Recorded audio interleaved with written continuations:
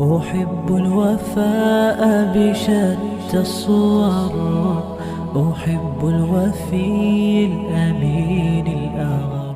وسلم لا يؤمن أحدكم حتى أكون أحب إليه من والده وولده والناس أجمعين، أو كما قال عليه الصلاة والسلام.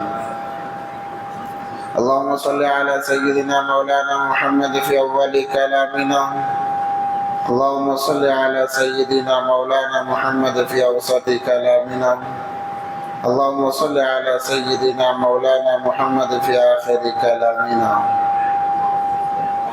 اللهم لك الحمد كما أنت أهله، فصل على محمد كما أنت أهله، وافعل بنا ما أنت أهله، فإنك أنت أهل التقوى وأهل المغفرة.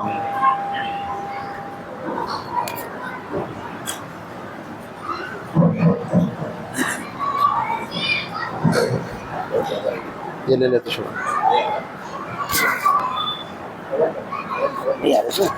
ہاں نا اس میں لے لیتے ہیں، اس میں آواز آتی ہے اس میں نکال دیں.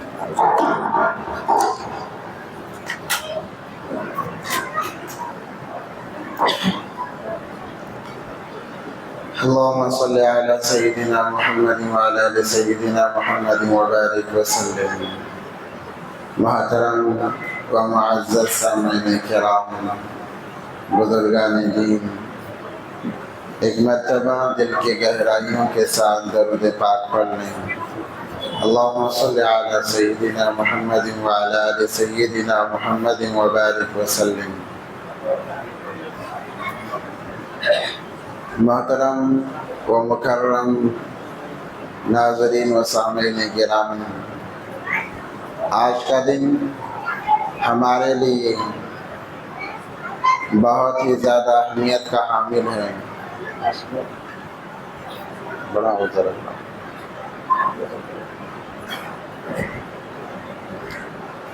کیونکہ آج جمعے کا دن بھی ہے اور ربیع الاول کی 12 تاریخ ہے. ربیع الاول کا مہینہ ویسے بھی بہار کا مہینہ ہے. ظاہری اعتبار سے بھی یہ مہینہ بہار والا کہلاتا ہے، باطنی اعتبار سے بھی بہار والا کہلاتا ہے.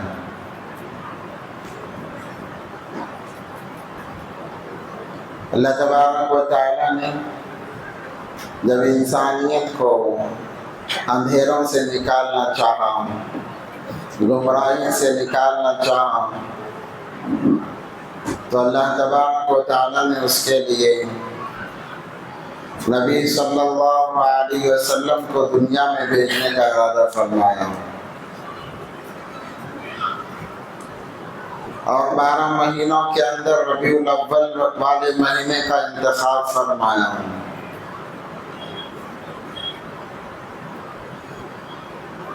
اس کی بہت ساری وجوہات ہیں. ان وجوہات میں گئے بغیر چند باتیں ہم سنتے چلیں. جیسے ہی ربیع الاول کا نام ہم سنتے ہیں تو ہمارے ذہنوں میں، سارے مسلمانوں کے ذہنوں میں ایک بات آتی ہے کہ نبی صلی اللہ علیہ وسلم کی ولادت کا مہینہ ہے،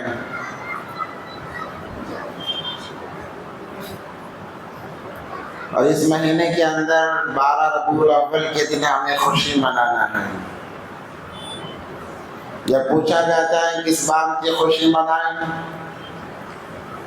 کہا جاتا ہے کہ نبی صلی اللہ علیہ وسلم کی ولادت کا وہ دن ہے، اس لیے ہم خوشی مناتے ہیں.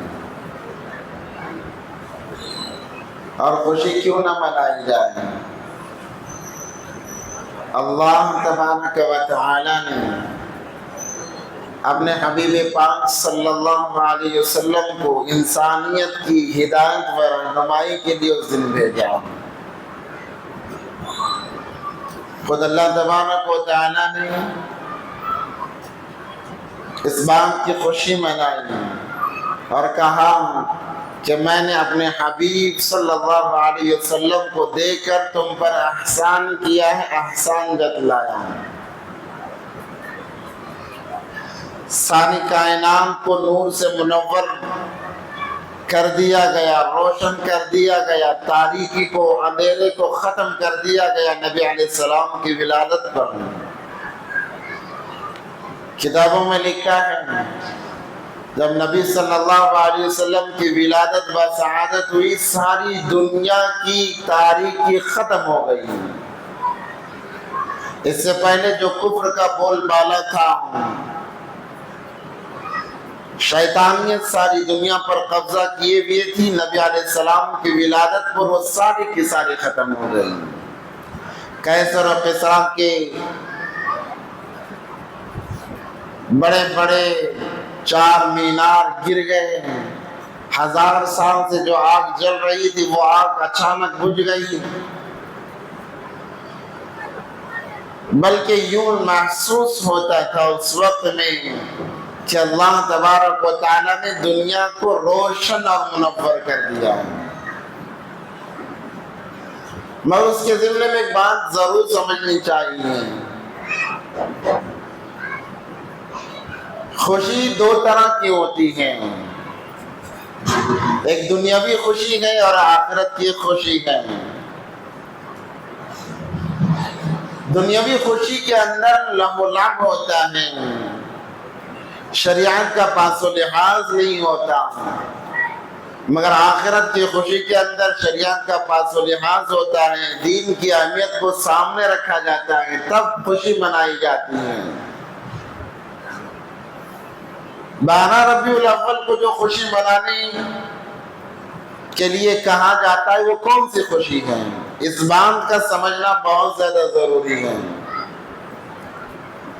کیونکہ ہم جیسے مسلمان کے گھر میں بچہ پیدا ہوتا ہے،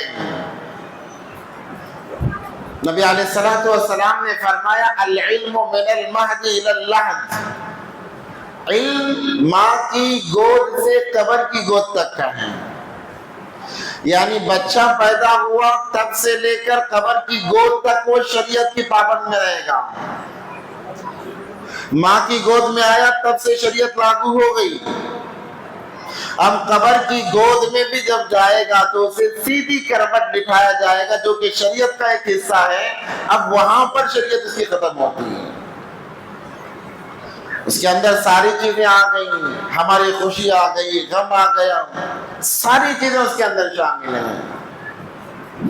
خوشی جب شریعت کے دائرے میں ہوگی وہ خوشی نفع دے گی، اور جب خوشی شریعت کے دائرے سے نکل جائے گی وہ خوشی وبال کا ذریعہ بنے گی، نقصان کا ذریعہ بنے گی۔ ہم یہ نہیں کہتے کہ 12 ربیع الاول کے دن خوشی نہ منائی جائے، نبی صلی اللہ علیہ وسلم کی ولادت پر جو خوشی نہ منائے اس کا دین میں کوئی حصہ نہیں ہے، نبی صلی اللہ علیہ وسلم کی ولادت پر جو خوش نہ ہو وہ مسلمان کہلانے کے قابل نہیں ہے۔ شرط یہ ہے کہ خوشی خوشی کی طرح ہو، شریعت کے دائرے میں ہو، دین کو سامنے رکھ کر ہو، شریعت کر سامنے رکھ کر ہو، تب وہ خوشی ہمارے لیے نفع ہے۔ مگر آج دیکھنے میں یہ آتا ہے کہ انسان سارا سال خصوص اعتبار سے ہمارا نوجوان، مسلمان نوجوان سارا سال سویا رہتا ہے، مگر 12 ربیع الاول کے دن بڑے جوش اور خروش کے ساتھ وہ نکلتا ہے،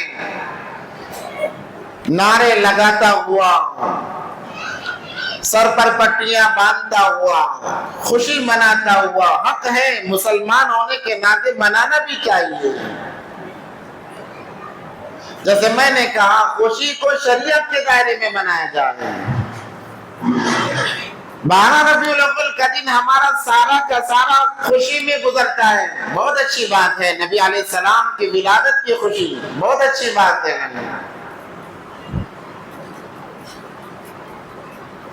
کیا خوشی ہمیں کامیابی دلانے کے لیے کافی ہے؟ اچھا، یہ خوشی کے اندر ہمیں اس بات کا خیال نہیں رکھنا چاہیے کہ جو نبی دنیا میں آیا، آنے کے بعد سب سے پہلا جو نبی علیہ السلام نے کام کیا پیدا ہوتے ہی، وہ کام یہ تھا کہ نبی صلی اللہ علیہ وسلم سجدے میں گئے ہیں اور سجدے میں کئی دیر تک رہے ہیں. یعنی روز اول سے انسانیت کو، امت محمدیہ یعنی اپنی امت کو نبی صلی اللہ علیہ وسلم نے بندگی سکھائی ہے، بندگی سکھائی ہے، اللہ کے سامنے اپنے آپ کو جھکانا سکھایا ہے. یعنی نماز کی تعلیم دی ہے غیر محسوس طریقے سے. فرضیت معراج میں ہوئی، مگر روز اول سے نبی صلی اللہ علیہ وسلم نے نماز کی غیر محسوس طریقے سے تعلیم دی ہے، سجدہ کر کے. اب مسلمان نوجوان اس خوشی میں، ولادت کی خوشی میں سب سے اہم فریضہ جو نماز ہے، اس نماز کو چھوڑ دیتا ہے. نبی صلی اللہ علیہ وسلم کی ولادت بسعادت ہوئی صبح صادق، فجر کے وقت سے پہلے نبی علیہ السلام کی ولادت ہوئی. بہت اس کے اندر باریکیاں ہیں، انشاءاللہ سیرت جب شروع ہوگی ہمارے سامنے آئیں گی. یہ وقت اس لیے چنا گیا کہ یہ وقت فجر کا وقت ہے اور اس میں انسان نیند کو چھوڑ کر اللہ کے سامنے جھکتا ہے. تو نبی علیہ السلام کی ولادت ہوئی اور نبی علیہ السلام نے سجدہ کیا اور بتایا میری امت تمہاری صبح کی ابتدا نماز سے ہونی چاہیے، تمہاری صبح کی شروعات نماز سے ہونی چاہیے. یہ تعلیم تھی. اب سوال ان نوجوانوں سے ہے جو ولادت کی خوشی میں تو لگے ہوئے ہیں، کیا انہوں نے فجر کی نماز پڑھی ہے؟ ولادت کی خوشی میں تو لگے ہوئے ہیں، کیا انہوں نے ظہر کی نماز پڑھی ہے؟ ولادت کی خوشی میں تو لگے ہوئے ہیں، کیا انہوں نے عصر و مغرب پڑھی ہے؟ ولادت کی خوشی میں لگے ہوئے ہیں، کیا ان کی عشاء کی نماز ادا ہو رہی ہے؟ خوشی جب شریعت سے ہٹ جاتی ہے وہ وبال بنتی ہے، وہ ندامت کا ذریعہ بنتی ہے. صحابہ کے دور میں میلاد کا کوئی تصور نہیں تھا. سوال پیدا ہوتا ہے کیوں؟ کیا ہم ہی زیادہ نبی صلی اللہ علیہ وسلم سے محبت کرنے والے ہیں؟ ہم سے زیادہ محبت کرنے والے انسانوں کو اگر دیکھنا ہے صحابہ اکرام کو دیکھیں. صحابہ اکرام کو دیکھیں، انہوں نے اپنا سب کچھ لگا دیا نبی صلی اللہ علیہ وسلم کے ایک دیدار کے لیے. اپنا سارا کا سارا مال لٹا دیا، اپنی جانیں قربان کر دی نبی صلی اللہ علیہ وسلم کے دیدار کے لیے. تو سب سے بڑے عاشق تو وہ ہیں. خوشی تو وہ منانا چاہیے تھا، پھر انہوں نے خوشی کیوں نہیں منائی؟ اس کی وجہ ہے نبی علیہ السلام کے انتقال کے بعد میں ابو بکر رضی اللہ تعالیٰ عنہ خلیفہ اول بنے. 2 سال انہوں نے خلافت کی، 2 مرتبہ میلاد آیا مگر نہیں منایا گیا. حضرت عمر فاروق رضی اللہ تعالیٰ عنہ کے دور میں 10 مرتبہ آیا، نہیں منایا گیا. عثمان غنی رضی اللہ تعالیٰ عنہ کے دور میں 12 مرتبہ آیا، نہیں منایا گیا. حضرت علی کرم اللہ وجہ کے زمانے میں 5 مرتبہ آیا، نہیں منایا گیا. وجہ کیا ہے؟ وجہ کیا ہے؟ جیسے ولادت 12 ربیع الاول کو ہم مانتے ہیں، اس کے اندر اختلاف ہے، اس اختلاف کو ہم الگ رکھتے ہیں. پیدائش کے جو اندر جو اختلاف ہے، بعض کہتے ہیں 8 کو، بعض 9 کو، بعض 10 کو، وہ الگ الگ اختلافات ہیں، ہم ان کو الگ رکھتے ہیں. اگر 12 ربیع الاول کے دن کو ہم ولادت کا دن مان لیں تو پھر ہمیں وفات کا دن بھی ماننا پڑے گا. سارے طبقے کے لوگ، چاہے دیوبندی ہو، بریلوی ہو، اہل حدیث ہو، سارے طبقے کے لوگ اس بات پر اتفاق کرتے ہیں کہ 12 ربیع الاول کے دن نبی علیہ السلام کی ولادت بھی ہے. جہاں ولادت کا تذکرہ آتا ہے، وفات پر سارے متفق ہیں کہ اس دن نبی صلی اللہ علیہ وسلم کی وفات ہوئی ہے. نبی علیہ السلام دنیا سے پردہ فرما گئے ہیں. تو میں کہہ رہا تھا کہ صحابہ نے خوشی اس لیے نہیں منائی کہ ولادت کی خوشی اگر منائی جاتی ہے تو وفات کا غم کہاں جائے گا. اور نبی صلی اللہ علیہ وسلم کی وفات کا غم صحابہ پر اتنا حاوی تھا کہ انہوں نے ولادت کو بلا دیا۔ ولادت کی اتنی خوشی نہیں ہوتی جتنی وفات پر غم ہوتا ہے۔ بچہ پیدا ہوتا ہے، خوشی ہوتی ہے، مگر وہ خوشی ایک وقت تک رہتی ہے کیونکہ ساری زندگی ساتھ میں رہنا ہے۔ مگر کوئی گھر کا فرد مر جاتا ہے، اب دوبارہ اس کا چہرہ دیکھنے کو نہیں ملے گا، دوبارہ اس کا دیدار نہیں ہوگا، دوبارہ اس سے بات نہیں ہوگی، دوبارہ اس کے ساتھ رہنا نہیں ہوگا۔ تو وفات کا غم ولادت کے خوشی سے زیادہ ہے۔ صحابہ پر وہ غم غالب تھا، اس لیے صحابہ اکرام نے اظہار نہیں کیا، مگر ان کے دلوں میں خوشی تھی۔ خود اللہ تبارک و تعالی خوشی مناتے ہیں تو پھر انسان کیوں نہ منائے؟ اور جو خوشی کا ولادت پر خوشی کا اظہار کرتا ہے، اللہ تبارک و تعالی اسے اجر عطا فرماتے ہیں۔ جیسے میں نے شروع میں کہا، مگر خوشی خوشی کی طرح ہونی چاہیے۔ آج چونکہ ہم ملک ہندوستان کے اندر رہتے ہیں، یہاں پر بہت سارے مذاہب ہیں، مسلمانوں نے دوسروں کو دیکھ دیکھ کر اپنے طریقے کو بنا دیا اور دوسروں کے طریقے کو اپنا لیا۔ میلاد کی ابتدا 406 عیسوی کے اندر ہوئی۔ مظفر الدین نامی بادشاہ نے اس کی ایجاد کی۔ اس وقت میں ہوتا یہ تھا کہ میلاد کے نام پر، میلاد النبی کے نام پر لوگوں کو جمع کیا جاتا، نبی صلی اللہ علیہ وسلم کی زندگی کو بیان کیا جاتا، سیرت کو بیان کیا جاتا ہے۔ پھر جیسے جیسے زمانہ دور ہوتا چلا گیا، اس کے ساتھ ایک اور لفظ جوڑ دیا گیا کہ عید میلاد النبی۔ پہلے میلاد النبی کے نام سے جانا جاتا، اس کے بعد عید میلاد النبی کے نام سے جانا جانے لگا۔ اب چلتے چلتے اس کے ساتھ اور ایک لفظ جڑ گیا، جشن عید میلاد النبی صلی اللہ علیہ وسلم۔ پہلے جہاں سیرت بیان کی جاتی، اخلاقیات پر بات ہوتی، معاملات پر بات ہوتی، نبی صلی اللہ علیہ وسلم کی زندگی کو مکمل طور پر لوگوں کے سامنے رکھا جاتا اور اس پر عمل کرنے کے وعدے لیے جاتے۔ یہ میلاد النبی کے جلسوں میں، محفلوں میں ہوا کرتا، مگر دھیرے دھیرے مسلمان اس چیز کو چھوڑتے چھوڑتے اب بات یہاں تک آ پہنچی ہے، نوبت یہاں تک آ پہنچی ہے کہ 12 ربیع الاول کے دن نمازوں کا کوئی نام و نشان نہیں، روزوں کا کوئی نام و نشان نہیں، شریعت کا کوئی پاس و لحاظ نہیں، بس نبی صلی اللہ علیہ وسلم کے نام کی جھنڈی لی جائے، کلمے کی جھنڈی لی جائے اور ڈی جے بجاتے ہوئے جلوس نکالا جائے۔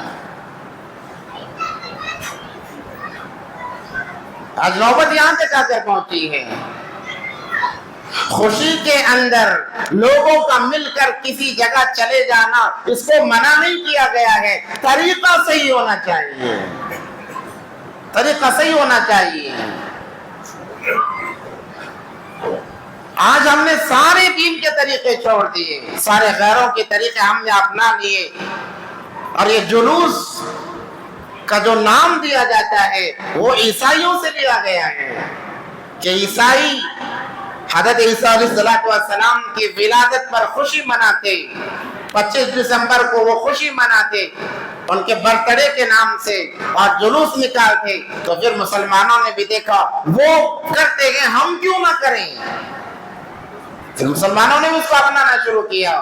آج اس کا اتنا زیادہ رواج ہے کہ جو جلوس کے خلاف بولے اس کا بائیکاٹ کیا جاتا ہے، جو جلوس کے خلاف بولے اس کے طعن و تشنیع کی جاتی ہے۔ جس چیز کا دین سے کوئی تعلق نہیں، شریعت سے کوئی تعلق نہیں، اس کو انسان دین سمجھ رہا ہے۔ جیسے میں نے شروع میں کہا، ولادت کی خوشی ہر مسلمان کو ہونی چاہیے، جس کے دل میں خوشی نہیں وہ مسلمان نہیں۔ ابو لہب نبی صلی اللہ علیہ وسلم کا سگا چچا تھا، مگر اس نے بغاوت کی، نبی صلی اللہ علیہ وسلم کو سب سے زیادہ تکلیف پہنچائی، یہاں تک کہ اللہ تبارک و تعالیٰ نے ایک فرد کے لیے اور اس کی بیوی کے لیے ایک مکمل سورت نازل فرمائی. کہا تبت یدا ابی لہب وتب ما اغنى عنه ماله وما كسب سيصلى نارا ذات لهب وامرأته حمالة الحطب في جيدها حبل من مسد. یعنی اللہ تبارک و تعالیٰ نے کہا ابو لہب برباد ہو جائے، نصف و نابود ہو جائے، اس کی اولاد اسے نفع نہ دے، اس کا مال اسے نفع نہ دے، اور اس کے ساتھ اس کی بیوی بھی برباد ہو جائے، کیونکہ ان دونوں نے نبی صلی اللہ علیہ وسلم کو ستانے میں کوئی کسر نہیں چھوڑی، کیونکہ نبی صلی اللہ علیہ وسلم کا چچا تھا، اور نبی صلی اللہ علیہ وسلم کے والد محترم حضرت عبداللہ نبی صلی اللہ علیہ وسلم کی ولادت سے پہلے انتقال کر گئے تھے. بھائی کے گھر میں بیٹے کی پیدائش کی خبر جب ابو لہب نے سنی، وہ اپنے گھر میں بیٹھا ہوا تھا. ابو لہب کی ایک باندی تھی حضرت سویبہ رضی اللہ تعالیٰ عنہ، بعد میں انہوں نے اسلام قبول کیا اور نبی صلی اللہ علیہ وسلم کو دودھ انہوں نے پلایا. حضرت سویبہ جیسے ہی حضرت سویبہ باندی تھی، نوکرانی تھی، نبی صلی اللہ علیہ وسلم کی ولادت کی خبر سنی، وہ دوڑی ہوئی آئی اور آ کر اپنے آقا کو یعنی ابو لہب کو کہا آقا مبارک ہو، آپ کے بھائی کے گھر میں لڑکا ہوا ہے. کیونکہ ابو لہب چچا تھا، جب سنا کہ بھائی کے گھر لڑکا پیدا ہوا ہے ابو لہب خوش ہو گیا، اور خوشی میں اس نے یہ کہا کہ اتنی اچھی تو نے مجھے خبر سنائی ہے، میں تجھے انعام دینا چاہتا ہوں. وہ انعام یہ ہے کہ جا آج سے تو آزاد ہے.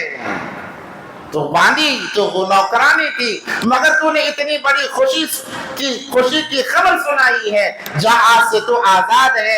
ابو لہب نے اشارے سے اپنے باندھی حضرت سویبہ کو آزاد کیا. اللہ تبارک و تعالیٰ کو یہ آزاد کرنا، اپنے حبیب کے ولادت کی خبر سن کر ایک باندھی کو آزاد کرنا اتنا پسند آیا. اللہ تبارک و تعالیٰ نے ابو لہب کو بہت بری موت دی. اس کے سارے بدن میں کیڑے پڑ گئے. اس کے بچوں نے اسے رسی پاؤں میں باندھ کر گھسیٹ کر مکہ کے پہاڑوں میں، گڑھے میں نہیں بلکہ پہاڑوں میں پھینک دیا، اور اوپر سے مٹی نہیں ڈالی بلکہ پتھر پھینک دیے. اتنی بری موت مرا گئے. مگر علماء فرماتے ہیں، کتابوں میں لکھا ہے، سیرت حلبیہ جو مشہور سیرت کی کتاب ہے اس کے اندر لکھا ہے، مگر اس کے آخرت کی زندگی میں جو وقت آتا ہے، جب وہ وقت آتا ہے اس نے نبی کی ولادت کی خبر سن کر اپنی باندھی کو آزاد کیا تھا، وہ وقت آتا ہے اللہ تبارک و تعالیٰ اس کے انگلی سے پانی کا چشمہ نکالتے ہیں، پانی اس کے انگلی سے نکلتا ہے اور وہ منہ میں لے لیتا ہے. چند سیکنڈ کے لیے اس کے انگلی سے پانی نکلتا ہے اور اس پانی کو پی کر اپنے پیاس بجھا لیتا ہے، پھر عذاب شروع رہتا ہے. اللہ نے بتا دیا کہ اگر میرے نبی کی ولادت پر کافر بھی خوشی مناتا ہے اسے بھی اس کا بدلہ دیا جائے گا. مسلمان منائے بہت اچھی بات ہے، مگر طریقہ صحیح ہونا چاہیے. کیا طریقہ ہو کہ ہم لوگ ربیع الاول کے دن، 12 ربیع الاول کے دن ہم جمع ہو، نبی کی سیرت کو ہم سنیں اور اس سیرت کو زندگی کو اپنے زندگی میں لانے کی کوشش کریں. یہ صحیح طریقہ ہے. اور 12 ربیع الاول کے دن ہم یہ طے کر لیں، ہم یہ ارادہ کریں، یہ نیت کریں کہ اس کے بعد نبی کی کوئی سنت ہم سے نہیں چھوٹے گی. اور نبی صلی اللہ علیہ وسلم نے جس چیز پر سب سے زیادہ زور دیا ہے، کہا الصلاۃ قرۃ عینی، کہ نماز میری آنکھوں کی ٹھنڈک ہے، کبھی ہم نماز نہیں چھوڑیں گے. اس طریقے سے اگر خوشی منائی جاتی ہے اس کی گنجائش ہے، علماء گنجائش دیتے ہیں، اجازت دیتے ہیں. اس کے علاوہ جلوس کی شکل میں نکلتے ہوئے ڈی جے بجانا، जुलूस मना नहीं है, डीजे बजाना मना है। आप डीजे बजाओगे, नौजवान सामने नबी के नाम पर नाचेगा। कितनी बुरी बात है कि नबी के नाम पर नाचा जा रहा है। जुलूस को देखने के लिए लड़कियां बेपर्दा होकर आएंगी, नबी के नाम पर बेहयाई आम की जा रही है। मर्दों औरतों का इख्तिलाफ हो रहा है, किसके नाम पर? नबी के नाम पर। इससे बुरी बात क्या हो सकती है? तो मना इन चीजों से किया गया है कि आप शरीयत को सामने रखकर खुशी मनाएंगे। खुशी में इंसान मुसलमान अपने होश नहीं खो देता, और अपने होश व हवास के साथ खुशी मनाता है। अगर होश खो दे तो फिर उसके ईमान के अंदर कमजोरी आना शुरू हो जाती है।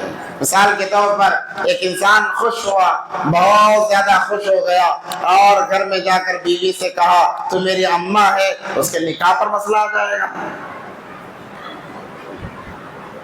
बात अच्छी कही उसने, माँ के सिफात बीवी में देखा गया, मगर खुशी में ये अल्फाज कहने की भी इजाजत नहीं है, और ना गमी में कहने की इजाजत है। हाँ, आप उसकी तारीफ करो, आप उसकी तारीफ करो, उसके सिफात गिनवाओ, मना नहीं है। अगर माँ से जोड़ रहे हो तुम्हारा निकाह खत्म हो जाएगा। वैसे ही खुशी मनाई जाए शरीयत के दायरे में। कैसे? नमाजों के जरिए से, दुरूद शरीफ की कसरत से पढ़ने के जरिए से, मिस्किनों को खाना खिलाने के जरिए से, सदका खैरात करने के जरिए से आप खुशी मना। कौन मना करता है?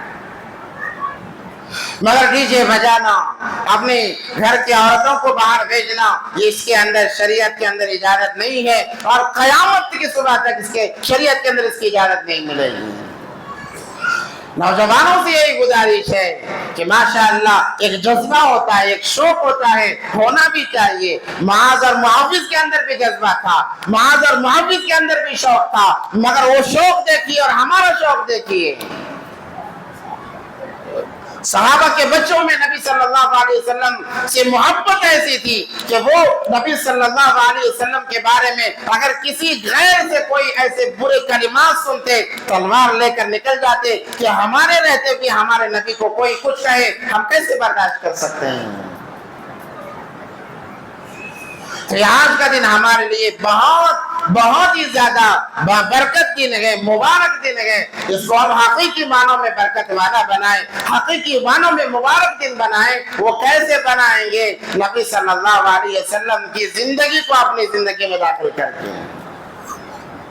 एक एक सुन्नत पर हम अमल करेंगे, एक एक तरीके को हम अपनी जिंदगी में लाएंगे, तब जाकर हम हकीकी मानों में आशिक रसूल कहलाएंगे।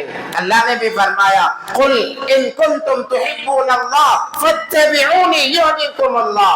ऐ मुसलमानों, ऐ मेरे बंदो, मुझ तक अगर पहुंचना है, मेरी मोहब्बत को अगर पाना है, मेरी मोहब्बत को हासिल करना है, सबसे पहले मेरे हबीब की मोहब्बत को हासिल करना पड़ेगा, मेरे नबी की मोहब्बत को हासिल करना पड़ेगा। कुल इन कुंतुम तुहिब्बूनल्लाह फत्तबिऊनी, सबसे पहले हबीब की इत्तिबा के साथ मेरी मोहब्बत चाहोगे, मेरी मोहब्बत मिलेगी। अगर मेरे हबीब की मोहब्बत के बगैर मेरी मोहब्बत चाहोगे, मेरी मोहब्बत तुम्हें हासिल नहीं हो सकती। फत्तबिऊनी युहब्बुकुमुल्लाह। तो आज इसकी जरूरत है कि इस मौके पर हम ये आद करें, ये अज़ाइम करें, ये इरादा करें कि इंशाअल्लाह नबी अलैहिस्सलाम की एक एक सुन्नत को हम अपनी जिंदगियों में लाएंगे इंशाअल्लाह। अल्लाह तमाम को कबूल फरमाए। मेरे भाइयों, बुजुर्गों, दोस्तों, अल्लाह तबारक व तआला ने एक मुख्तसर हमें जिंदगी दी है, कब खत्म होगी पता नहीं है। और नबी अलैहिस्सलाम की सारी जिंदगी की तालीमात शरीयत के ताबे रखकर गुजारने का हुक्म है। सारी जिंदगी आप उठाएं, मुताला करें, नबी सल्लल्लाहु अलैहि वसल्लम की जिंदगी को देखें, उनकी सीरत का मुताला करें। हर कदम पर नबी सल्लल्लाहु अलैहि वसल्लम ने अपनी उम्मत को दीन से जोड़ा है, शरीयत से जोड़ा है, शरीयत का पाबंद बनाया है। क्योंकि शरीयत के पाबंदी में, शरीयत से जुड़ने में कामयाबी है। शरीयत से जहां बंदा हट जाता है, वहां नाकामयाबी के दहाने पर खड़ा हो जाता है। اس لیے آج دیکھا دیکھی کہ دوسرے لوگ کرتے ہیں ہم بھی کریں گے. ان کا مجمع 100 تھا, ہمارا 200 کا مجمع ہوگا. ان کا 500 کا تھا, ہمارا 1000 کا مجمع ہوگا. یہ دیکھا دیکھی کے کام سے ہم بچے, اپنے آپ کو بچائے رکھیں. ہم نے دیکھا جب ان کا تہوار گزرا, وہ لوگ بڑی تعداد میں جلوس کی شکل میں وہ بھی نکلتے ہیں, وہ بھی ناشتے میں نکلتے ہیں, اور ان کے سامنے مورتی ہوتی ہے. اگر ہم بھی کعبے کا غلاف بنا کر, گنبد خضرا کی شکل بنا کر, ہم بھی اگر کثیر تعداد میں ڈی جے بجا کر ناشتے میں نکلیں گے, ذرا ٹھنڈے دماغ سے سوچیں ان میں اور ہم میں کیا فرق باقی رہے گا. ہر کوئی سوچ سکتا ہے, ان میں وہ بھی جا رہے ہیں, تعداد ان کی بھی زیادہ ہے, انہوں نے بھی مورتی بنائی ہوئی ہے, وہاں پر بھی ڈی جے بج رہا ہے. ہم نے بھی گنبد خضرا کی مورتی بنائی ہے, یعنی شکل بنائی ہے, کعبۃ اللہ کا نقش بنایا ہے, ہم نے بھی بنایا ہے. وہ بھی ڈی جے بجا رہے ہیں, ہم بھی ڈی جے بجا رہے ہیں. وہ بھی ناچ رہے ہیں, ہم بھی ناچ رہے ہیں. ہم میں فرق کیا باقی رہا؟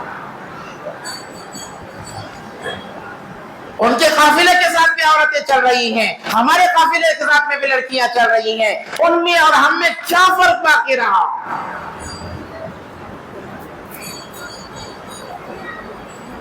ایمان تفریق کا نام ہے, میل جول کا نام نہیں ہے. ایمان تفریق کا نام ہے. اگر مسلمان ہیں تو ہمیں دوسروں سے الگ بتانا پڑے گا, یہ ہماری شان ہے. اگر ایمان والے ہیں ہمیں اپنے آپ کو دوسرے سے الگ بتانا پڑے گا کہ ہمارے سر پر ٹوپی رہے گی, ہمارے چہروں پر داڑھی رہے گی, ہمارا لباس سنت کا رہے گا. اذان ہونے پر ہم سارے کام کو چھوڑ کر مسجد میں آنے والے ہیں. یہ تفریق ہے, یہ تفریق ہے. اگر وہ بھی سال میں ایک دفعہ نکلتے ہیں, ہم بھی سال میں ایک دفعہ نکلیں, میرے بھائیوں کیا فرق باقی رہا؟ صرف نام کا فرق باقی رہا کہ ہمارا نام مسلمان ہے, ان کا نام غیر ہے. بس صرف نام کا فرق باقی رہے گا. پھر وہ حدیث سامنے آتی ہے, نبی صلی اللہ علیہ وسلم نے فرمایا, من تشبہ بقوم فہو منہم, جو انسان جس کی شباہت اختیار کرتا ہے, مرنے کے بعد انہی کے ساتھ میں اٹھایا جائے گا. کہیں ایسا نہ ہو آئے تھے ایمان لے کر, جب جا رہے ہیں ایمان سے خالی جائیں اور غیروں کے ساتھ کھڑے ہو جائیں. اللہ معاف فرمائے. اس لیے تفریق پیدا کریں, تفریق پیدا کریں. وہی ہماری ایمان کی شان ہے, مسلمان کی شان ہے. مسلمان کسی کو دیکھ کر نہیں چلتا, اگر دیکھتا ہے تو نبی کو دیکھتا ہے, نبی کی ذات کو دیکھتا ہے, دیکھتا ہے صحابہ کی ذات کو دیکھتا ہے, دیکھتا ہے تابعین تبع تابعین اولیاء کرام کی زندگیوں کو دیکھتا ہے. اور کسی کو دیکھ کر مسلمان اپنے حالات نہیں بدلتا, اپنی زندگی نہیں بدلتا. یہی ہمارے لیے مشعل راہ ہے. ان کو دیکھ کر, صحابہ کرام کی زندگیوں کو دیکھ کر ہم زندگی گزاریں, یہ ہمارے لیے کامیابی کا ذریعہ. اگر اور قوموں کو دیکھیں گے تو ہمیں کچھ حاصل نہیں ہوگا, ہمارے دونوں ہاتھ خالی رہیں گے. سکندر بادشاہ نے جب اس کا انتقال ہونے لگا, ساری دنیا پر اس نے حکومت کی. جب اس کا آخری وقت آیا اور موت بڑی بیماری سے نہیں ہوئی, ہلکی بخار آئی اسے, اتنی تیز بخار آئی, ساری دنیا کے حاکموں کو اس نے جمع کیا اور کہا میری ساری حکومت لے لو, مجھے صحت دو, ہمیشہ کے لیے نہیں, اتنی صحت دو. کسی علاقے میں تھا, وہ چاہتا تھا کہ میں اپنے گھر پر جا کر مرنا چاہتا ہوں, اتنی مجھے مہلت مل جائے کہ میں اپنے گھر پہنچوں اور وہاں مروں. مگر زندگی نے ساتھ نہیں دیا. بیچ راستے میں جنگ فتح کرنے گیا, جنگ فتح بھی ہو گئی, دنیا کا بادشاہ بن گیا, موت آ گئی. اس نے وصیت کی کہ جب میں مروں, مجھے قبرستان لے جانے لگو تو میرے دونوں ہاتھ جنازے کے باہر رکھ دینا. بڑی عجیب بات تھی, بڑی عجیب بات تھی. اور عمر بھی زیادہ نہیں, 35 سے 40 سال کے درمیان اس کی عمر, نوجوان تھا. اس نے کہا میرے دونوں ہاتھ جنازے کے باہر رکھ دینا. پوچھنے والوں نے پوچھا بادشاہ آپ تو دنیا کے بادشاہ, آپ کے ہاتھ کیوں باہر رکھے جائیں؟ اس نے کہا تاکہ لوگوں کو پتا چلے ساری دنیا کی حکومت ملنے کے بعد بھی اگر دین زندگی میں نہیں تو وہ خالی ہاتھ جائے گا.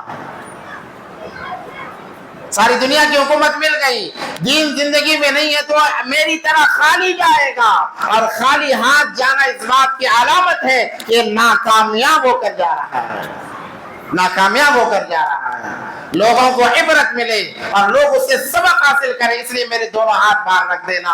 मेरे भाइयों, हमारी जिंदगी कब खत्म होगी पता नहीं है। कहीं ऐसा ना हो कि हम दूसरों को देखकर अपनी जिंदगी गुजारेंगे, मरने के वक्त हमारे भी हाथ कहीं खाली ना हो। हम मुसलमान हैं, ईमान वाले हैं। अल्लाह ने मुसलमानों की, ईमान वालों की अलग शान बयान की है और कहा है कि मुसलमान ईमान वाला दुनिया का खलीफा है, दुनिया का बादशाह है। उस वक्त तक बादशाह रहेगा जब अल्लाह की गुलामी में रहेगा, रसूलुल्लाह की गुलामी में रहेगा। जब अल्लाह उसके रसूल की गुलामी से निकलेगा तो फिर ये बादशाह नहीं रखेगा, बल्कि ये गुलाम बन जाएगा, दुनिया का गुलाम बन जाएगा। इसलिए आज का दिन हमारे लिए बहुत ही ज्यादा अहमियत का हामिल है, बहुत ही ज्यादा कीमती है। इसलिए कीमती है कि आज जुमे का दिन है। जुमे का दिन वैसे भी ईद का दिन हुआ करता है और उसके साथ 12 रबीउल अव्वल का दिन है, यानी नबी अलैहिस्सलाम की विलादत का दिन है। इससे बड़ी खुशी की बात क्या हो सकती है। मगर मेरे नौजवान भाइयों, मेरे मुसलमान भाइयों, इस बात को याद रखें, जहाँ हमें विलादत की खुशी है, नबी अलैहिस्सलाम के दुनिया से जाने का गम भी होना चाहिए। कहीं हमारी खुशी गम को न खत्म कर दे, इस बात का लिहाज रखना चाहिए। क्योंकि अगर हमारे घर में कोई जिस दिन पैदा हुआ उसी दिन मर जाए तो हम खुशी नहीं मनाते, हम कहते हैं कि उसके मरने का गम हमें ज्यादा है, इसलिए हम खुशी नहीं मनाएंगे, हम खुशी को छोड़ देते हैं। यहाँ छोड़ने के लिए नहीं कहा जा रहा है, बस खुशी हमारी शरीयत के दायरे में हो, शरीयत के पास लिहाज रखते हुए हो। हम जुलूस में भी अगर निकल रहे हैं, नमाज हमारी खजाना हो, नमाज हमारी न छूटे, गैर महरमों पर हमारी नजर न पड़े। उलमा मना इसलिए करते हैं, ऐसा हो नहीं सकता कि आग और पेट्रोल एक साथ हो और वहां धमाका ना हो, ऐसा हो नहीं सकता है। इसलिए जुलूस से रोका गया। रुक जाओ अल्लाह के लिए, जुलूस से रोका गया। अपने आप को रोक लो, अपने बच्चों को रोक लो, अपनी औरतों को रोक लो, अपनी बेटियों को रोक लो, अपनी बहनों को रोक लो, ताकि उनका ईमान उनकी जिंदगी में बाकी रहे। फिर खुशी मनाना है, अपने मकाम में रहकर दरूद पाक कसरत से पढ़ते रहें, नमाजों की पाबंदी करें। अल्लाह ने माल दिया है, नबी अलैहिस्सलाम की विलादत की खुशी में फिर उस माल का सदका खैरात करें, गरीबों में तकसीम करें। ये अमल हकीकी मानों में हमारे लिए नजात का जरिया बनेगा, हमारे लिए हिदायत का जरिया बनेगा। और इसके अलावा अगर हमने नमाजों को छोड़कर, शरीयत को पीछे फेंक कर, अगर हमने डीजे के सामने नाच कर वक्त गुजारा, दिन गुजारा, याद रखें अगर उस वक्त हमारी मौत आ गई तो हम बेईमानी की हालत में मर रहे हैं, बेईमानी की हालत में मर रहे हैं। इसलिए ये मौका जहाँ खुशी का भी है वहाँ गम का भी है, दोनों चीजों को बैलेंस करते हुए हम अगर इस दिन को गुजारेंगे तो मेरे भाइयों अल्लाह की जात से उम्मीद है कि अल्लाह तबारक व तआला नबी अलैहिस्सलाम की मोहब्बत हमारे दिलों में पैदा फरमाएंगे। और होनी भी चाहिए। मोहब्बत की अलामत यही है कि जिससे हमें मोहब्बत है उनके तरीके हमारी जिंदगियों में आ जाएं। जैसे आजकल होता है नाचने वालों की मोहब्बत, गाने वालों की मोहब्बत, जिसको जिससे मोहब्बत होती है उनका तर्ज अपना लेते हैं। हम नबी के आशिक हैं, हम आशिक रसूल हैं, तो उनका इश्क का नमूना हमारी जिंदगियों में नजर आना चाहिए। वो नमाजों के जरिए से, लिबास के जरिए से, बात की चीज के जरिए से, हर चीज से नबी की मोहब्बत जाहिर होनी चाहिए। आज आज़ाइम करें, अल्लाह से दुआ है कि अल्लाह तबारक व तआला हम तमाम को सच्चा और पक्का आशिक रसूल बनाए। इंशाअल्लाह अभी सीरत भी हमारे सामने बयान की जाएगी नबी अलैहिस्सलाम के हर साल की तरह। तो आप अपने वक्त को फारिग करके आए और देखें नबी अलैहिस्सलाम की जिंदगी के अंदर कैसे कैसे वाकयात हमारे लिए सबक का निशाना बनते हैं। जब सुनेंगे शौक पैदा होगा, शौक आएगा, अमल करना आसान होगा। अल्लाह से दुआ है अल्लाह अमल की तौफीक अता फरमाए। व आखिरु दावाना अल्हम्दुलिल्लाहि रब्बिल आलमीन।